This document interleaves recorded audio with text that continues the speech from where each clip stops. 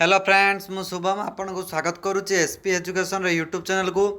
तो पिला माने आज आम आलोचना करवा सप्तम श्रेणी विज्ञान बहिर सप्तम अध्याय पाणीपाग जलवायु और उपयोजन कौन देखिए पाणीपाग जलवायु और उपयोजन ये वीडियो रे ये अध्याय संपूर्ण प्रश्न उत्तर को आम आरंभ शेष जाए आलोचना करवा। तो पिला माने वीडियो को स्किप करेंगे नहीं आरंभ शेष जाए देखिए। तो चलतु प्रश्न उत्तर आलोचना करवा। पिला माने प्रथम प्रश्न देला पाणीपागर उपादान गुड़िकर नाम लेख। पाणीपागर उपादान कौन कौन? पाणीपागर उपादान गुड़िक है वायुमंडल तापमात्रा, वायुर चाप, वायुर गति, वृष्टिपातर परिमाण, बादलर अवस्थिति एवं आर्द्रता ये सब गुड़िक कौन पाणीपागर उपादान। नेक्स्ट देला पाणीपाग जलवायु मध्य क्योंटी अधिक परिवर्तनशील तुम उत्तर यथार्थता दर्शाओ। ये जो पाणीपाग रहा आ जलवायु रहा आ भर क्योंटी अधिक परिवर्तनशील। तो चलते देखा पाने कौन से एक दिन एक समय वायुमंडल अवस्था को पाग कहती। कौन से गोटे दिन गोटे एक समय अवस्था माने पागटा आमर जिते भी पाणीपागटा आमर परिवर्तन हो पार। धरा जाऊ पाने जदि मर्णिंग रे आमर सकाळे जदि आमर कौन हो खरा हो ताले सी उपरला कौन इवनिंग टाइम रे वर्षा हो पाए। आम कौन कहले आम कहले पाणीपाग बोली से देला पिलाने से कौन से एक दिन एक समय वायुमंडल अवस्था को पाग बोली कहुए। जेकोसी स्थान में प्रतिदिन पाग बदले एपरिक गोटे दिन में सकाळ पाणीपाग संध्या बेले को बदली जापे। किंतु एक अंचल 25 वर्षर हाराहारी पाणीपागरू से अंचल जलवायु निर्णय कराए। तेणु पाणीपाग हूँ अधिक परिवर्तनशील। तो जलवायु पाणीपाग मध्य किए पाणीपाग हूँ अधिक परिवर्तनशील। नेक्स्ट देला 3 नंबर कौन देला जलवायु किपरि जना जाए उदाहरण सब बुझाओ। 25 वर्ष धरी गोटे स्थान हाराहारी पाणीपागर बरणी नहीं से स्थान जलवायु निर्धारण जदि गोटे स्थान तापमात्रा वर्षर अधिकांश समय अधिक रहा तेबे से अंचल जलवायु उष्म रही है। यदि गोटे माने जगार पे माने गोटे स्थान तापमात्रा यदि वर्षर अधिकांश समय अधिक रहा अधिक तापमात्रा रही कौन उष्म हम बा गरम हम। जदि से अंचल ता सहित वर्षा जदि है तेबे से स्थान को जलवायु उष्म और आर्द्र बोली कहुए। उष्म सहित आर्द्र बोली कहुए केतबेले जेतेबेले वर्षा होला केतबेले जेतेबेले वर्षा हम ताकू आर्द्र बोली कहवा। नेक्स्ट देला पिलाने पाणीपाग कहले कौन बुझ। कौन से एक दिन एक समय वायुमंडल अवस्था को पाग बोली कहुए बा पाणीपाग बोली कहुए। वायुर तापमात्रा आर्द्रता वृष्टिपात चाप पवनर बेगरू पाणीपागर विशेषत्व निर्णय करा जाय थाए।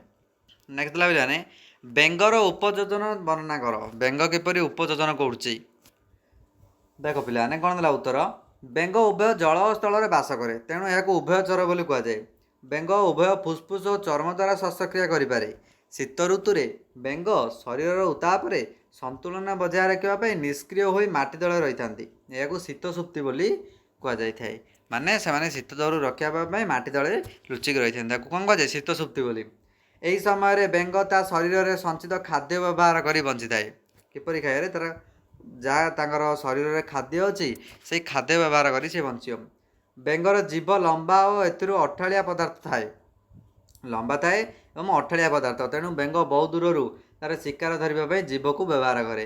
बेंगर पछकड़ दुईटी लंबा तेणु से बहुत दूर को शिकार प्रति लंफ प्रदान करें। यहीपरि भाव में बेंग कौन उपयोजन करें।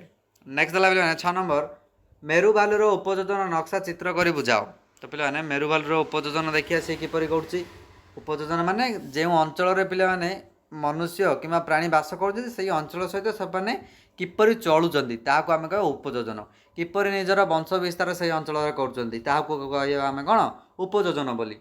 मेरु अंचल जलवायु अति शीतल ठंडा तापमात्रा शीत ऋतु -40 डिग्री सेल्सियस एठार एक प्रकार भालू उपयोजन कर रही पारे। जो भालुर अधिक लोम रही है जो बरफ में धला भालू देखा मिले ताही आमर कौन आमर यो जोड़ी शीतल अंचल रही पारे।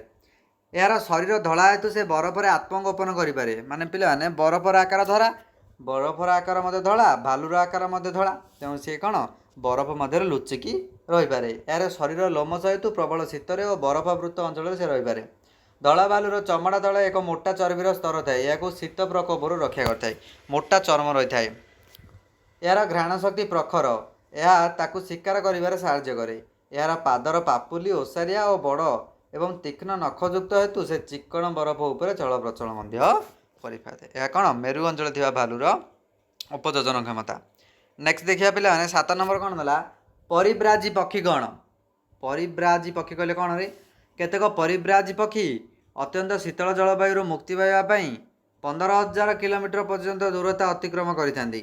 ତେବେ ସେମାନେ ଶୀତ ଋତୁରେ କିପରି ସେହି ଗୋଟିଏ ସ୍ଥାନକୁ ଚିହ୍ନି ପଳାଇ ଆସନ୍ତି ସେ କଥା ଏଯାଏଁ କେହି ବୁଝିପାରି ନାହାନ୍ତି। ଆଉ କେତେକଙ୍କ ମତରେ ସେ ପକ୍ଷୀମାନେ ଏହି ଦିନରେ ସୂର୍ଯ୍ୟ ଓ ରାତିରେ ଚନ୍ଦ୍ର ଓ ତାରାଙ୍କୁ ବ୍ୟବହାର କରି ନିର୍ଦ୍ଦିଷ୍ଟ ସ୍ଥାନକୁ ଉଡ଼ି ଆସିଥାନ୍ତି। କିପରି ପିଲାମାନେ ଦିନରେ ସୂର୍ଯ୍ୟଙ୍କୁ ଦେଖିକି ରାତିରେ ଚନ୍ଦ୍ର ଆଉ ତାରାମାନଙ୍କୁ ଦେଖିକି। ଆଉ କିଏ ମଧ୍ୟ କହନ୍ତି ଯେ ସେପରି ପକ୍ଷୀମାନେ ପୃଥିବୀର ଚୁମ୍ବକୀୟ କ୍ଷେତ୍ରକୁ ବ୍ୟବହାର କରି ସେମାନେ ଠିକ୍ ଜାଗାକୁ ପୁନର୍ବାର ଉଡ଼ି ମଧ୍ୟ ଆସନ୍ତି। ଏଇ ଟାଇପ୍ର ପରିବ୍ରାଜୀ ପକ୍ଷୀ ଆମର କ'ଣ କାହାକୁ କୁହାଯାଏ ଆମେ ଦେଖିଲେ।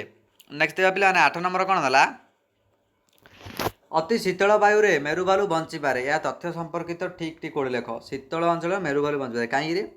ଧଳା ଲୋମ, ଚର୍ମଦଳ ଚର୍ବି, ଘ୍ରାଣ ଶକ୍ତି ନା ପତଳା ଲୋମ ବା ପତଳା ଚର୍ମ, ବଡ଼ ଆଖି ପିଲାମାନେ ଆଖି ହେବ ବଡ଼ ଆଖି, ଧଳା ଲୋମ ନା ଲମ୍ବା ଲାଞ୍ଜ, ଦୃଢ଼ ପଞ୍ଜା, ଧଳା ପଞ୍ଜା, ଧଳା ଶରୀର, ପହଁରିବା ପାଇଁ ପାଦ, ଗାଲିସି। କ'ଣ ହେବ ପିଲାମାନେ ଫାଷ୍ଟ ହେବ ସଠିକ୍ ଆନ୍ସର କ'ଣ ଏଇ କଟା। ଧଳା ଲୋମ ରହିଥାଏ, ଚର୍ମଦଳ ଚର୍ବି ଏବଂ ଘ୍ରାଣ ଶକ୍ତି ମଧ୍ୟ ରହିଥାଏ। ଘ୍ରାଣ ଶକ୍ତି ମାନେ ଆମେ ଦୂରରୁ ସିଏ ଯେଉଁଟାକି ଶୁଙ୍ଘିକି ମଧ୍ୟ ସେ ଜାଣିଦେବ। ତ ପିଲାମାନେ ସରିଲା। ତ ପିଲାମାନେ ଆଜି ଆମେ ଆଲୋଚନା କଲେ ସପ୍ତମ ଶ୍ରେଣୀର ବିଜ୍ଞାନ ବହିର 7ମ ଅଧ୍ୟାୟ ପାଣିପାଗ ଜଳବାୟୁ ଉପଯୋଜନ କ୍ଷମତାର ପ୍ରଶ୍ନ ଉତ୍ତରଟିକୁ। ଆଶା କରେ ଭିଡ଼ିଓଟି ଆପଣଙ୍କୁ ଭଲ ଲାଗିବ। ଏହିପରି ଭିଡ଼ିଓ ଦେଖିବା ପାଇଁ SP ଏଜୁକେସନକୁ ଲାଇକ୍, ସେୟାର ଏବଂ ସବସ୍କ୍ରାଇବ୍ କରନ୍ତୁ। Thank you.